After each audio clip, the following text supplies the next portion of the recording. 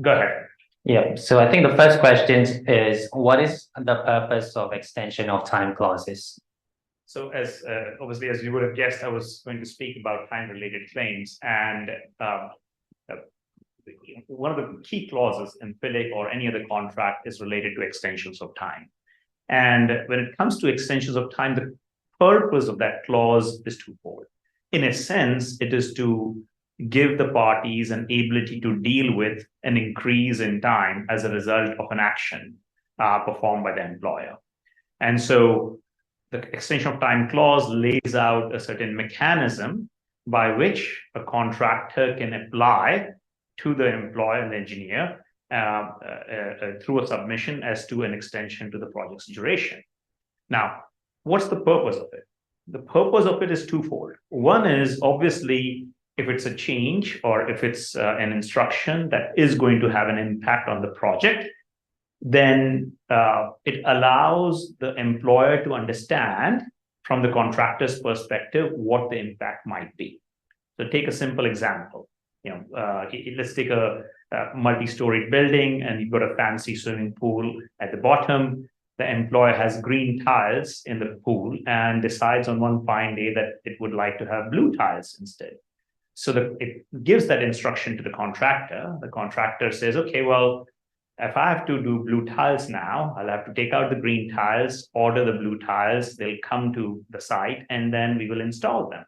And so that is going to take some time in addition to the cost of a change. So he puts forward a submission which talks about how much time it would take. Now, what does that do? That allows the employer to take one of three actions. Okay. The first action is the employer can say, okay, thank you very much. You're saying it's going to take this much time. There might be some negotiation on the time, and eventually the employer agrees on the extension of time. Or the employer may wonder that, well, this is too much time. The impact of it on the project would be significant. I may choose not to give you this instruction.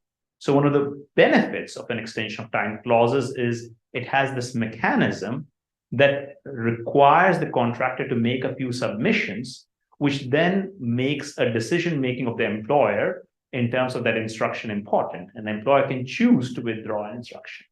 And the third thing is the employer may say, well, this is very helpful. I don't think we can allow the project to be shifted out. Maybe we can work out a way in which the impact of time is reduced, whether through mitigation or through some sort of acceleration measures, which I'm willing to pay. So whilst seemingly very basic in nature, the purpose of extension of time is not just to get an extension of time. The way it works is it's to allow a mechanism by which an employer can make a judicious decision.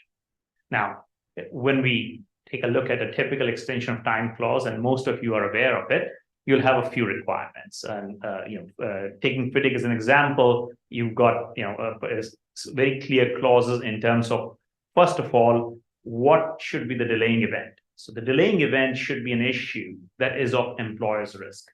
And most contracts identify what are issues that fall under employer's risk.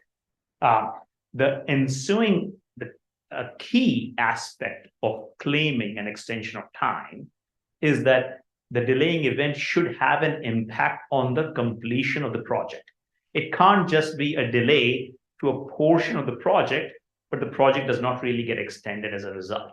So you could, on a large complex project, if you can take a petrochemical refinery, there's a change that's instructed, and based on that change, the key question to evaluate is that change going to have a local impact to those works, whilst not having an overall impact to the project completion? If not, then it doesn't really deserve an extension of time. So a contractor would need to evaluate whether it has an impact or not. Number three is in trying to figure this out and in trying to provide the employer the necessary guidance to take future action, most contracts require a certain mechanism in terms of time of putting forward the submission. So the first submission is basically just a notice. And under the FIDIC contract, usually it's a 7-day notice, which is within 7 days of the occurrence of the event. You have to just give a notice of delay. This is then followed by some sort of analysis that should substantiate as to how that particular event is going to impact the works. And then if the event is not a small event and it's going to have a ongoing impact through the project, then FIDIC in particular provides you guidance on submitting interim particulars every 28 days or 14 days, depending on how clause has been amended. And lastly, and this depends on which contract you're looking at. And today we've been talking a lot about FIDIC, and I understand FIDIC is used extensively in Vietnam, particularly on the large infrastructure projects, etc. But there are a variety of contracts, as you're all aware. And in terms of the requirement of what needs to be shown in terms of delay impact, there are different kinds of requirement. Sometimes the requirements are very clear, where it says that the delay event should have actually caused a delay, so that you have to observe the fact that the delay event did cause a certain amount of delay, and it's only after that that an extension of time can be provided. Whereas there are certain other clauses and contracts where the language limits it to just basically saying that the delay event will cause delay, such that the contractor can submit an extension of time without waiting for the completion of the delay. So that's a typical, explanation for extension of time clauses. And I thought the one thing that I would add to this is that, which goes back to the second bullet point, which is probably the most crucial aspect of time-related claims, is when we see on contracts, employers may be issuing many instructions or changes, and a contractor then puts forward these notices of delay. A key distinction is to identify which of those changes are going to have an impact on the project's completion date. And by definition, a change that has an impact on the project's completion date is defined as a change that affects the critical path. So the term critical path is thrown around a lot, unfortunately, in our field. And a lot of people hear about it and we can talk about it, but I thought it was worthwhile to just demonstrate what it really means. So let's take a look at the next slide. And what I have in front of you is a very simple program. And I added this slide just late today. I thought it would be helpful for the audience after going through a lot of narrative slides to probably see something that gives them some animation and color. So what you have is I've just taken a very simple project. I've taken a 2-room project to show you how a programmer on a project develops the schedule for the project. So this room has basically a slab and a walls and a roof. So if you have to construct this project, the contractor will say, I need to mobilize first, which is bring my site team together. And then on the first room, I will take 1 day to finish the foundation. After I'm done with the foundation, I will take 2 days to finish my floor slab. And then I'll take some time to finish the walls. And then I'll come in and finish the roof. And the contractor has to do the exact same thing for the next room as well. So he has foundation 2, floor slab 2, walls 2, and roof 2. So essentially, that's how a contractor starts to figure out what is the extent of the works. But all contractors are limited in resources. So they may have only one excavator. So if they have only one excavator, they can only do foundation 2 or floors after foundation 1. Next, they may have only one rebar crew, which means in reality, they can only do floor slab 2 after floor slab 1. And likewise, they may have limitation on how many team members they have in their block work. So they can only finish the room 2 block work after they're completed the room 1 block work. So this is just a simple development of a schedule.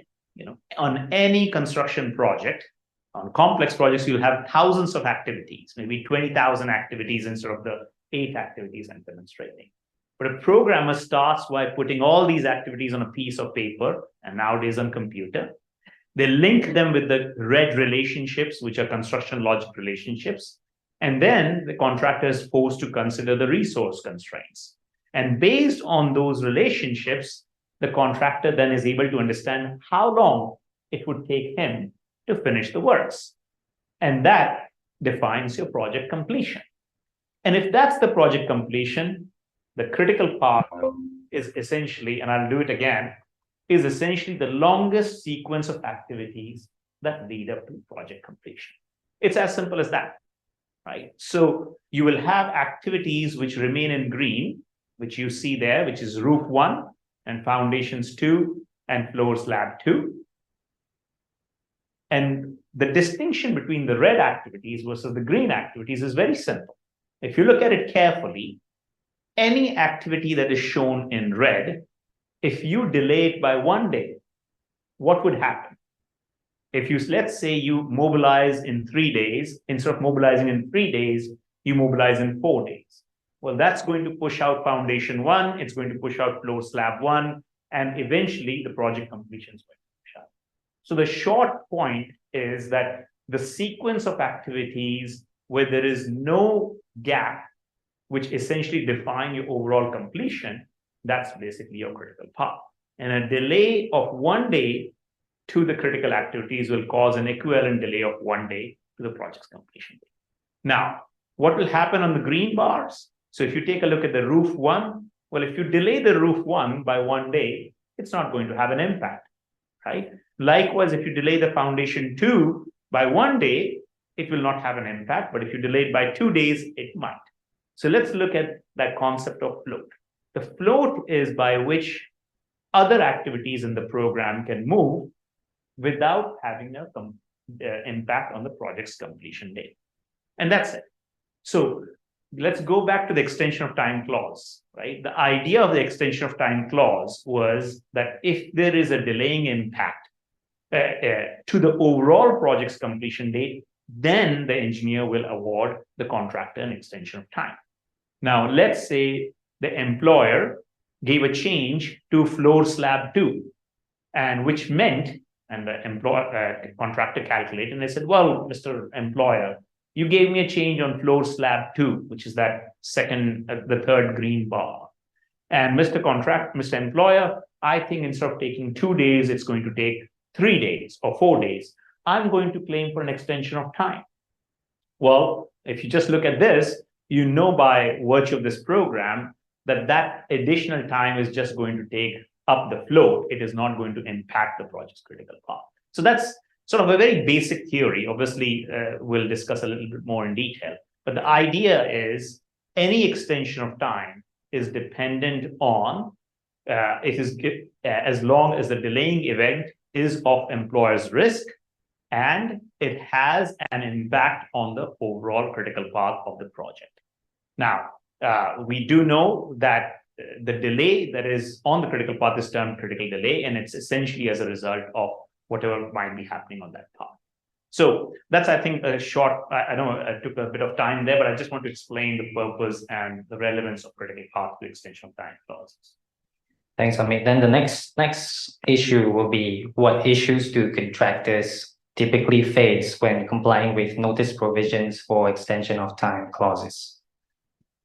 So I think, and this is obviously a rather contentious issue, because on all large construction projects, as the employer issues maybe instructions or changes, or is perceived to have given those changes, the contractor gets concerned that it might have an impact on the project's completion, and they would issue notices of delay and would try to do what they can under the regime of the extension of time clause.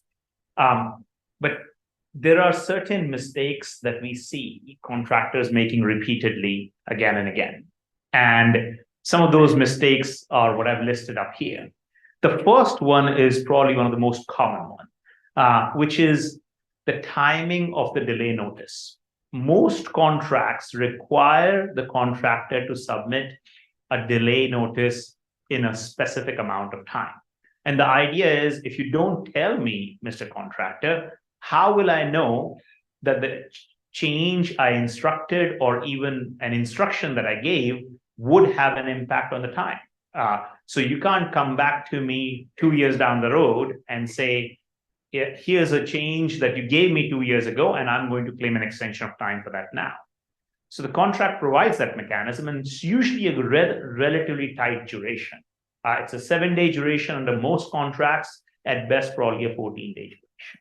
And we've found frequently contractors, particularly in the honeymoon period of, say, first 1 year, kind of being very hesitant of complying with that notice. So obviously recommendation is to comply with that basic requirement. The next one is the analysis method is not in line with the contractual requirements. We'll talk about this subject a little bit more in detail, Fabian, later. But essentially the idea being whether the contract requires you to demonstrate actual delay, or is it sufficient to show that the project would be delayed as a result of an employer's actions. Number 3, and this is, although we've spent some time talking about critical path, it's interesting that frequently contractors would submit extensions of time on delaying events that have no impact on the critical path.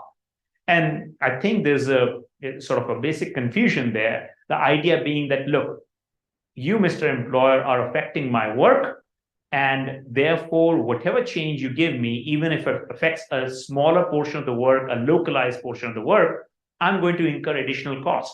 If I'm going to incur additional cost, I'm going to submit an extension of time claim. But that's a different kind of claim that doesn't fall under the EU extension of time claim category.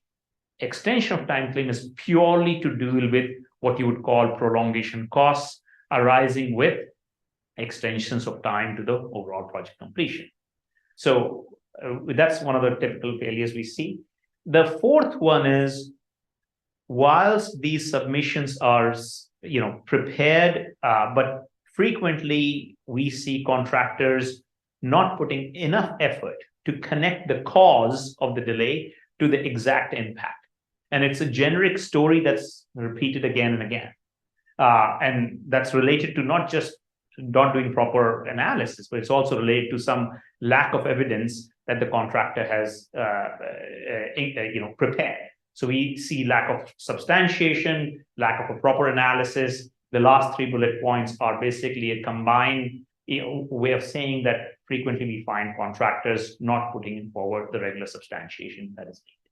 So that sort of summarizes a few of the mistakes. So Amit, in respect of point 2, methods of delay analysis, are there any specific delay analysis methods you'd like to share? Yeah, absolutely. And I think we discussed that at length with the panel members, and it's interesting. I think the question of methods of delay analysis has become quite a popular question. And the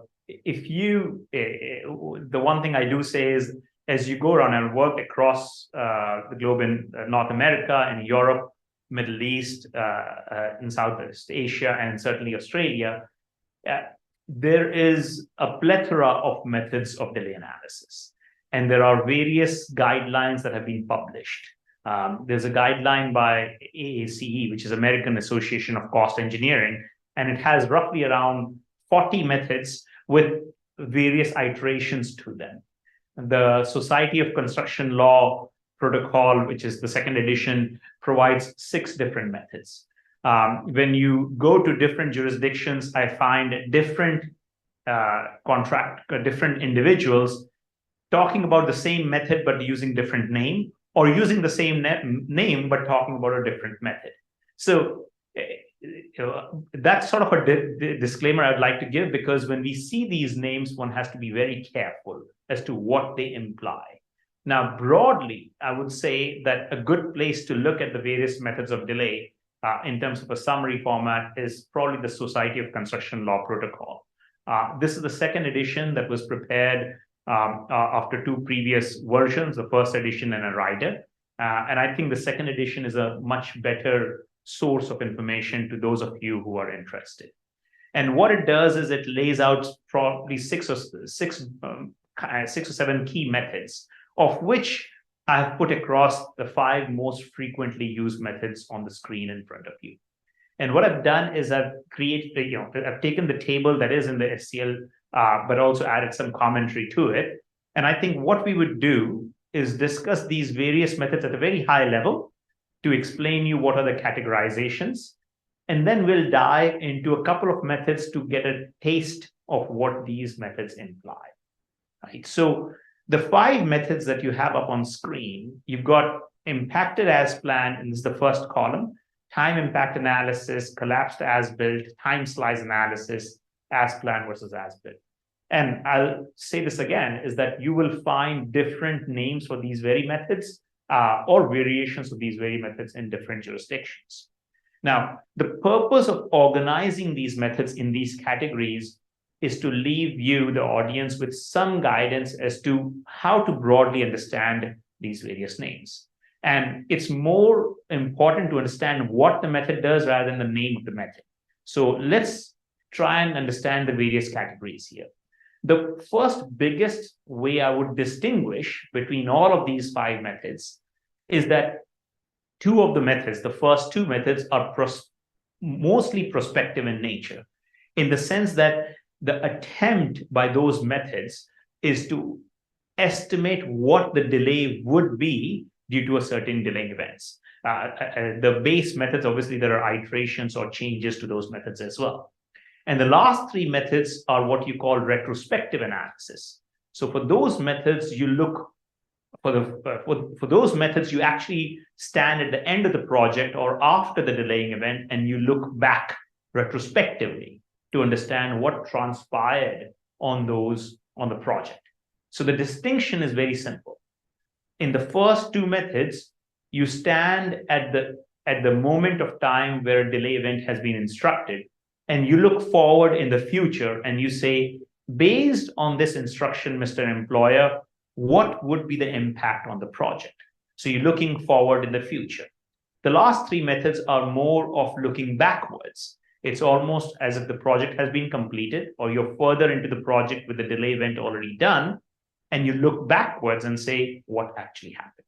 That's the basic difference between those 2 categories. In sort of kind of related to those categories is the category of observation versus modeling based.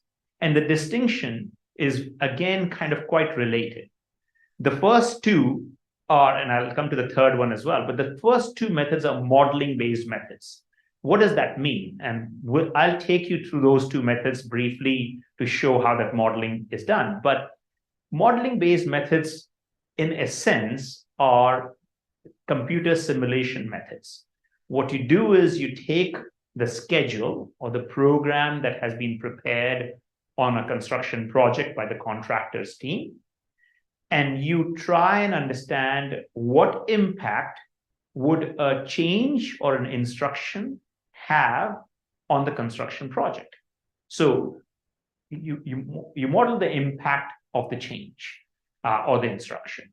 And the way you do it, and we'll talk about how you do it, but that's one way of doing it. The other way is observational based, which is you look at these observation based methods are the last 2 methods that you see on the screen there, which is the time slice analysis and the plan versus as built. And the difference between the last 2 methods versus the top 2 methods is as against using computer simulation to understand what would be the impact, you kind of look back at the project records to understand what happened on the project, and based on your review of the project, you then understand what the delay might have been. So that's the distinction between the 2 sets again. And again, the last category is cause and effect versus effect and cause. And this would become more clearer as I take you through the couple of examples I have next. The distinction is very simple. In the first 2 methods, and we'll come to the first 2 methods particularly, which are prospective and modeling based, the manner in which you carry out your delay analysis is you need to know the delay event, which is the cause. So you say, okay, well, the contractor says, Mr. Employer, you asked me for the change from green tiles to blue tiles. That's my cause. I'm now going to carry out a computer simulation on the program. I will figure out how much impact would the additional procurement and installation time take on the project's completion date. And so therefore, the contractor is taking the cause, which it knows, and simply calculating the effect of that cause. That's different from the bottom 2, which is the effect and cause analysis. There, as compared to the top two methods where you operating on the premise, the knowledge of the cause, there it's more of a discovery. You are at the end of the project and you look at the project records, you understand what delay has transpired, and so you understand the quantification of delay, and then you simply distribute the quantification of delay into causes. So that's sort of more of an investigation-based approach rather than a simulation-based approach. And that's the distinction between the various methods. So what I'm going to do is just very briefly take you through the two sets of methods that I've got, and I'll take you through the first two methods, which are both modeling-based analysis, and explain how they briefly work and what might be issues as a result of that. So the first one, the impacted as planned, if you remember, that was on the table up there. And what is the purpose of this analysis and why is it called impacted as planned? We'll come to that. But the purpose is very simple. The purpose is on a construction project, an employer may have issued a change or an instruction. The contractor feels that it might have a significant impact on the completion of the project. So what does the contractor do? Contractor reads the contract, there's an extension of time clause, it submits a notice of delay, and then the clause requires it to submit an extension of time in terms of the particulars that are required. So it carries out this analysis by which it tries to estimate what would be the impact on the project's completion date. And the manner of estimation is relatively basic. The manner is the contractor takes the original schedule, and if you remember the schedule that I showed you right at the outset, some version of that schedule which has been approved by the parties. It takes that schedule, and in that schedule, it impacts that schedule with a certain estimate of how long, for example, the change from green tiles to blue tiles in the swimming pool might have cost. It puts in a duration for the demolition of the green tiles. It puts in a duration for the procurement of the blue tiles. It puts in a duration for the installation of the green tiles. And all of that, then once it combines it as part of what you call delay fragment, it inserts into the computer and then asks the computer to simulate the impact of the delaying event. And that effectively is what an impacted as planned program is. So in short, it is based on modeling. It is based on knowing what delay event it is. So you basically say, I'm going to simulate the impact of this particular instruction. And then based on that analysis, it estimates the delay to that. So it's probably worthwhile to just ask, what are the issues with this kind of analysis? Well, first of all, let's look at the advantages. It is very easy to carry out. You simply are taking a program that existed on a project and you are inserting into that program an estimate of event. You can get an answer very quickly, and it's almost always carried out by the contractor because you take any program, and if you remember my first graphic, which I showed where you had the critical path running to the project's completion, if you're going to put any activity on those red bars, it's going to shift out the project's completion date. That's but natural. And so it's a very tempting and easy analysis to carry out. And interestingly, we see that carried out very, very frequently. But what are the challenges with that kind of analysis? Well, first of all, the biggest issue with that kind of analysis is it takes the original program of works. And let's take a project which is supposed to take 3 years. And the original program of works is the contractor would carry out design, construction, and commissioning to finish that particular project. Let's say the change that is instructed by the employer came in 1.5 years into the project, right? If it came in 1.5 years into the project, a key question to ask is, was the project already delayed by when this change was instructed? If the project was, say, already delayed at 1.5 years, halfway into the original contract duration, the contract will not be completed in 3 years. It might get completed in, say, 4.5 years. And so if you now, the key question is the change that the employer has instructed, would it actually have an impact on the overall completion date? Because it might be on an aspect of work which are not delayed versus the works that are already delayed by virtue of the past 4.5 years. So in short, an impacted as planned is taking the original program without taking into account what has happened in the months leading up to the delay change. And so in doing so, it assumes perfection on behalf of the contractor.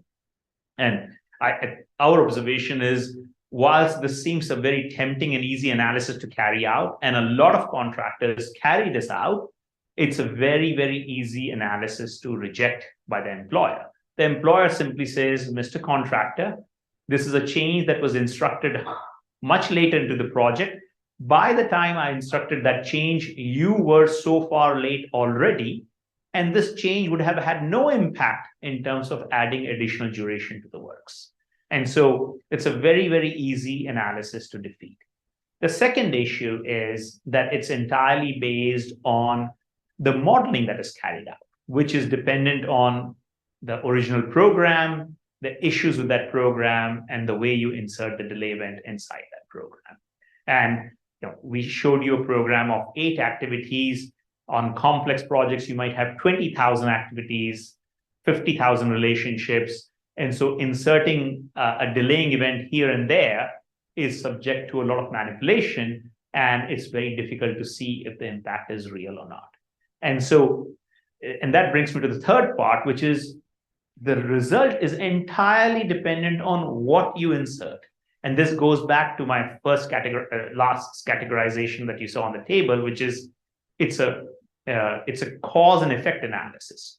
So a contractor can carry out this analysis and just choose it's only the employee delay events. It may also, out of the employee delay events, it may just choose 2 or 3 that it likes, rather than inserting all delays that have happened on that project. There might be delays caused by its own subcontractors. There might be delays caused by itself. There might be force majeure issues, but the contractor may choose to carry out whatever events it impacts to that analysis. So this kind of analysis has its problems, and I think our main concern is that you can use it in certain situations, particularly if all the delays are right at the outset of the project. That brings me to the second analysis, and I think I'll just cover this one and then I'll pause. This is the second time of modeling-based analysis. So it's amongst the 5 analysis methods that I showed you on that slide. These are the top 2. They're both, the reason I'm showing you these is because these are the most popular ones that are carried out these days. And they both suffer from some sort of issues. They're both modeling-based. The distinction between this next one, which is called the time impact analysis, and it's very popular, is that as against, it's kind of an upgrade to the impacted as planned.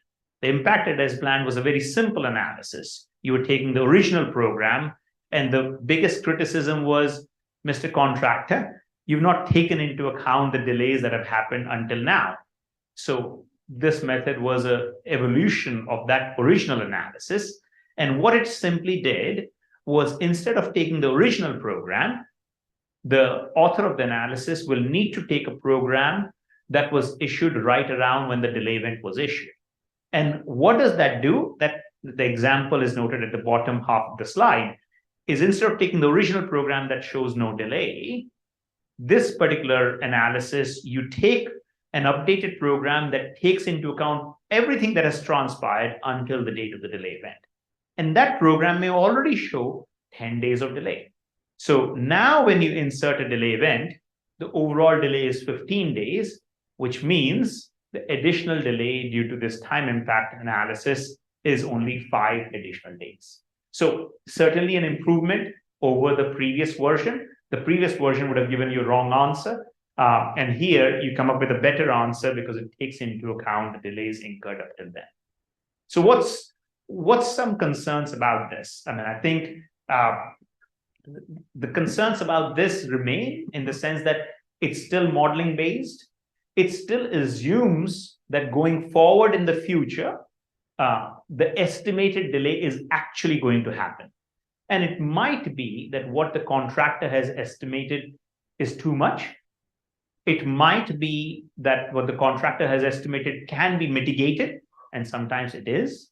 And it might be that even though the contractor made a right estimate of the delay that might be incurred, other issues may be greater. So this method assumes perfection in the future from the point of insertion. So I thought it will be useful for the audience to understand at least two of these methods, which are modeling based.